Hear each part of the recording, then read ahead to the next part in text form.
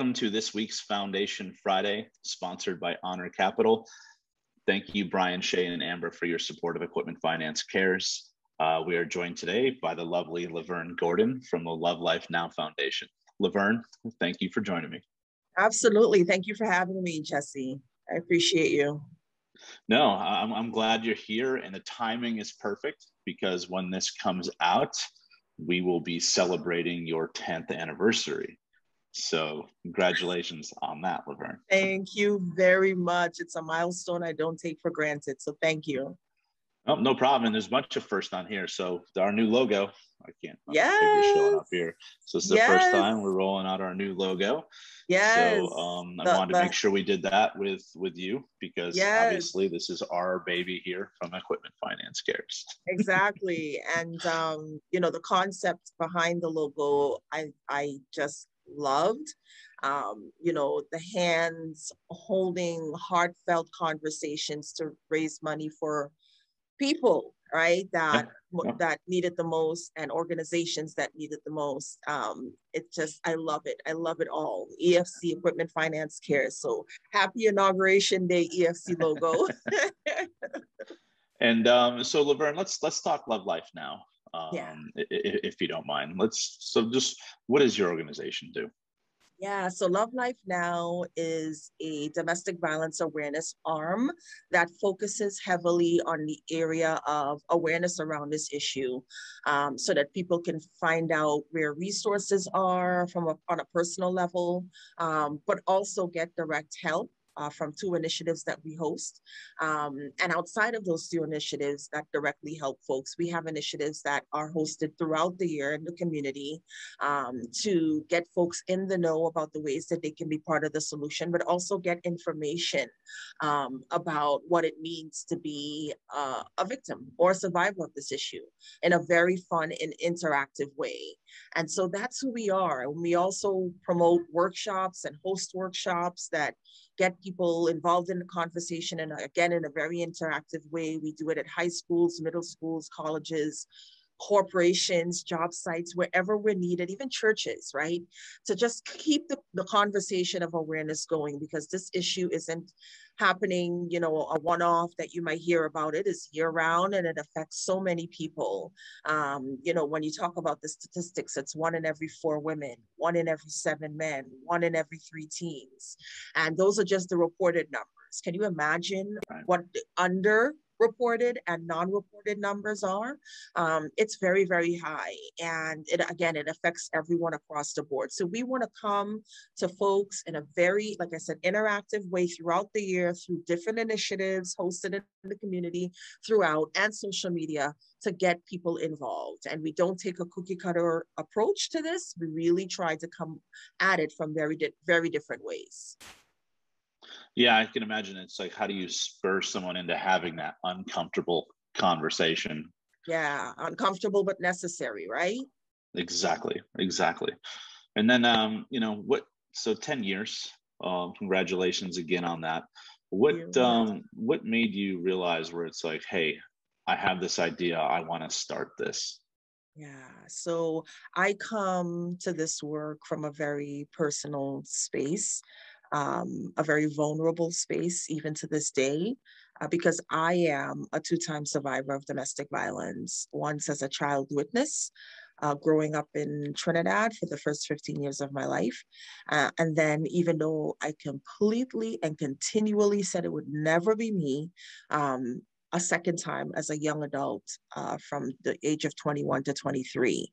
And thinking that I had it all together, thinking that I could control the situation, not realizing I was in over my head, till I finally escaped and sought help for myself at an ER, and being told by the ER doctor that he could help me. And that was the most daunting word for me, the word help, because it meant the potential of this very dirty secret that I had for quite some time that I thought I had kept well, coming out. It meant that, the police were going to potentially get involved. And at the time, not realizing that I indeed was a full-on victim, I didn't want to be associated with the shame and the blame that comes with this issue. And so even though I fessed up to, the fact that I was attacked and, I didn't want help, I ended up going home. Not again realizing that this was the most dangerous time for me. So, the relationship didn't end there. More abuse ensued, which typically is what happens for victims when they leave these types of relationship, is the most dangerous time for them. And I know you guys hear the stories on the news, Jesse, she was getting ready to leave and he killed her, or he was getting ready to leave and she snapped, because this goes both ways, right? And so, you hear these stories and it's because, they were attempting to leave. And so for me, in leaving that relationship, finally getting a restraining order, but not before having to call the police, because he tried to break into my apartment and cut the phone lines in my basement.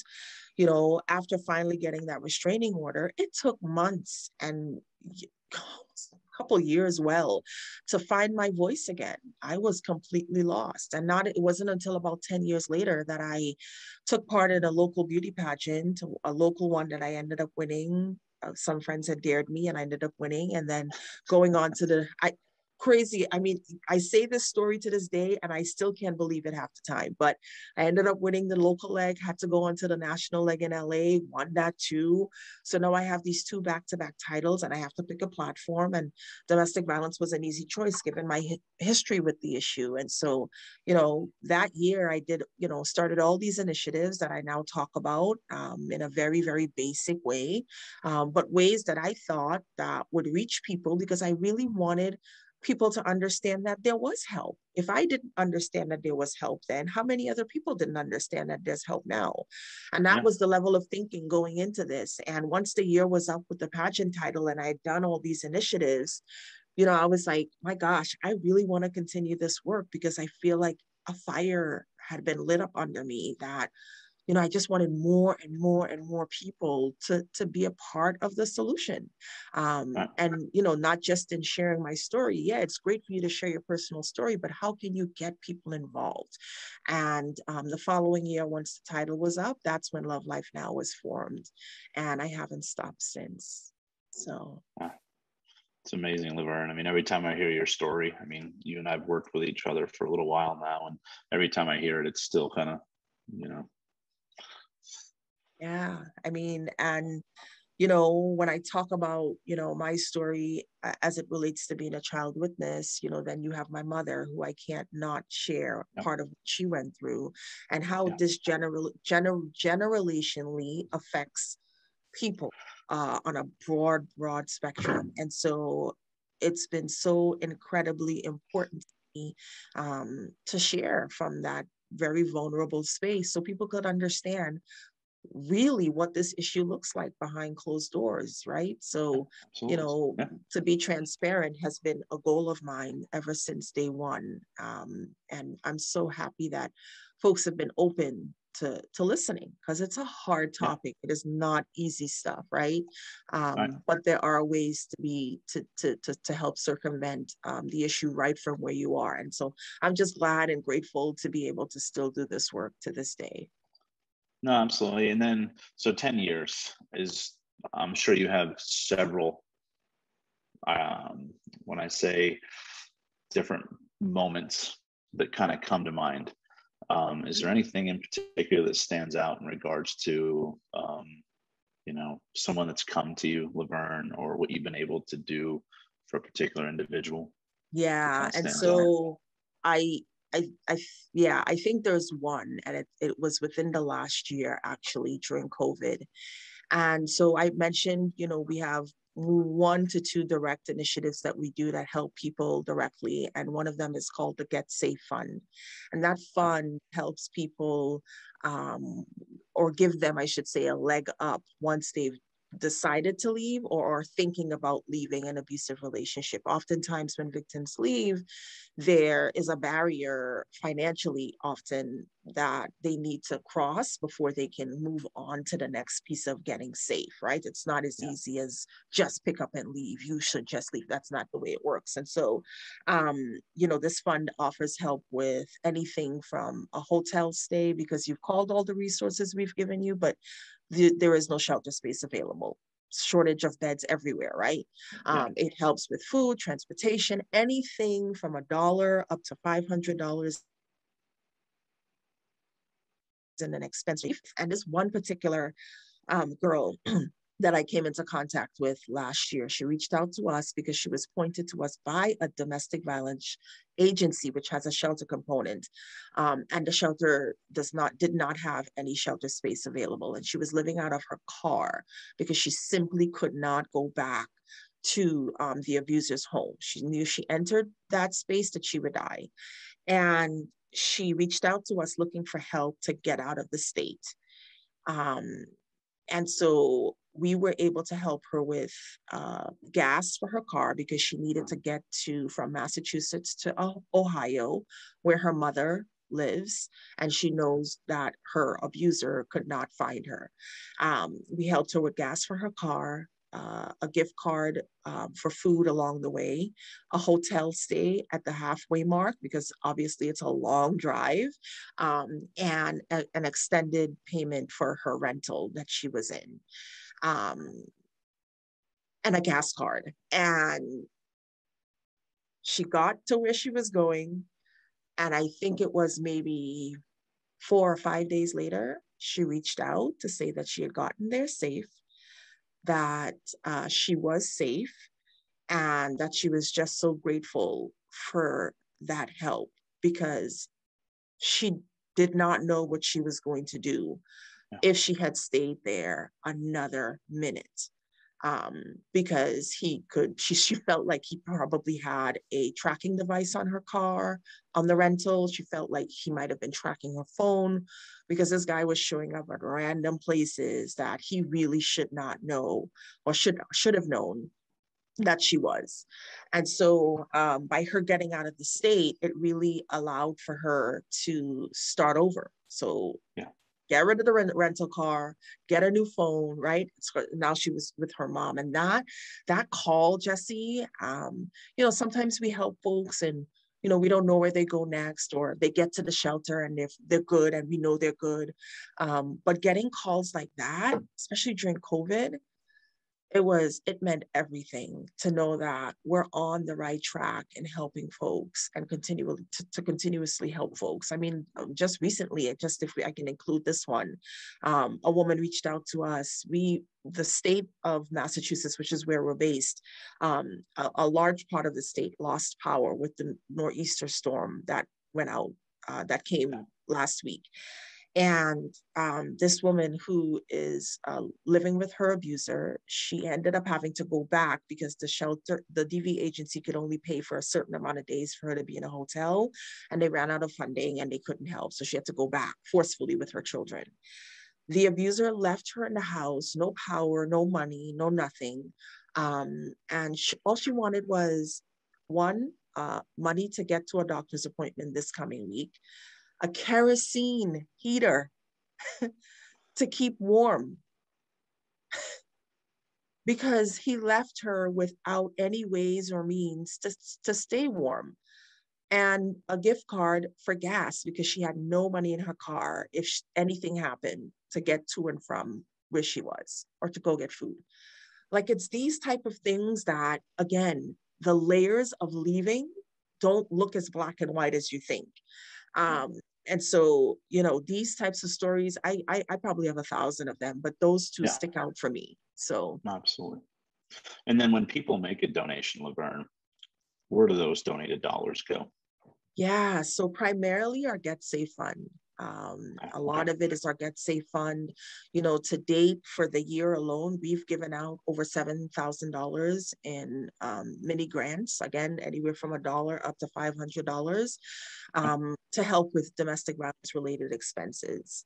And that's a bulk of where, our funding donated dollars go, besides our very minimal expenses, because we work from home. And so I was, when people had to switch to working from home, it wasn't a heavy pivot for us because we were already, sort of doing that. And so, a large part of the donated dollars goes to the Get Safe Fund, because again, people are calling every week with looking for help to leave and live free of violence. And nobody should have to go through that, and any way that we can be part of that piece is awesome. So those donated dollars come in I'm so grateful for them, because without that we would not be able to help and even have the fund to be able to help. No, it makes sense. And then last question I have for you here is, what can people in the equipment finance industry do, Laverne, to help support this cause?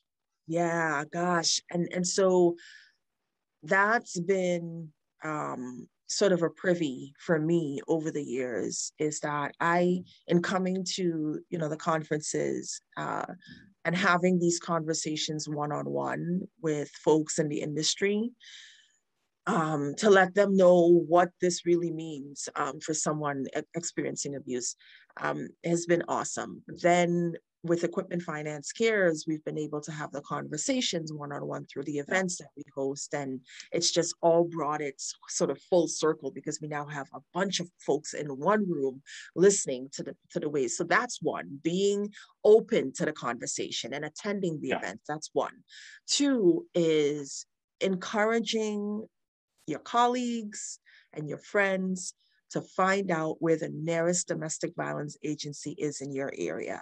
It is so important to know where these resources are and the services that they provide, because it's not just shelter. A lot of them offer legal advocacy, financial help, counseling, and all of it is free. So finding out where those resources are, and then if you don't know and you feel like you need to reach out to me, reach out to us. But just don't not say, it's not my business. We really need folks to get involved and understand how much they can be part of the solution by just being aware, right? Because once you know better, you do better. And then going on to the same domestic violence website, including ours, lovelifenow.org, and finding out about what the red flags are, what to look out for in your own relationships, how you can be a parent that models good behavior for your son, who is, potentially going to go out and get a girlfriend when he gets older. What relationship models are you modeling for them as it relates to healthy relationships, right? And then donate, right? It's donate. I mean, the dollars go towards helping these folks, these great folks that are just looking for a way out and trying to figure out what their next step is, but they can't do it. A great resource that I would love to point folks, and maybe this is an easy no-brainer one that you can do, and I know a lot of people have already probably watched it, but if you haven't, go on and watch The Maid, the Netflix series.